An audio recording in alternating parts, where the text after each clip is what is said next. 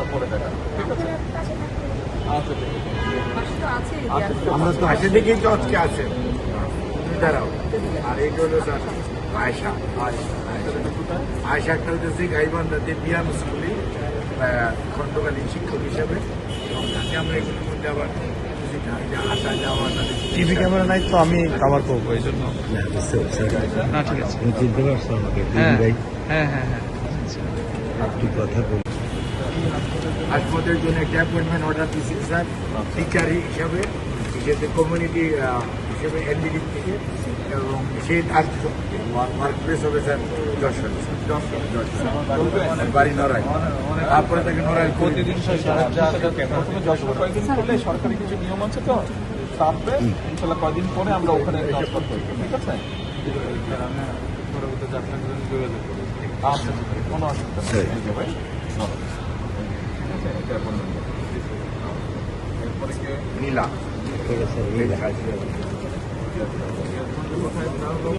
এখান থেকে আসা যাওয়া আমার আমাদের অনেক ইচ্ছা ছিল যে আমাদের গ্রামের কোথায় বাড়ি?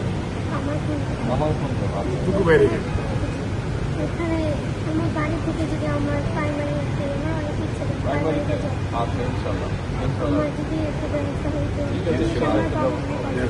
ইনশাল্লাহ একটা ব্যবস্থা হবে। ঠিক আছে। কোনো দরখাস্ত আছে? জি জি ঠিক আছে, ইনশাল্লাহ আল্লাহ তাআলা ব্যবস্থা হবে। আয়সা বলো, আয়সা হলো গাইবান্ধা সাগা। ইনশাল্লাহ ব্যবস্থা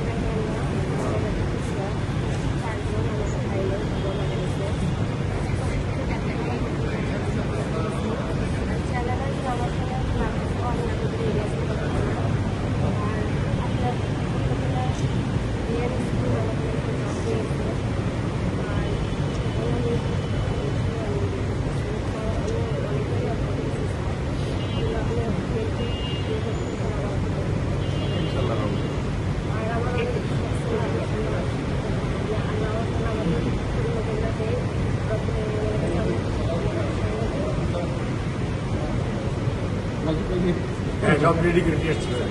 আমাদের ইউনিট সময় দিয়ে স্যার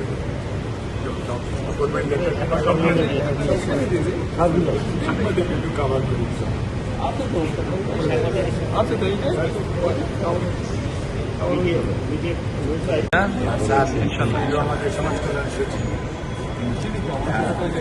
আর এলো ডিজি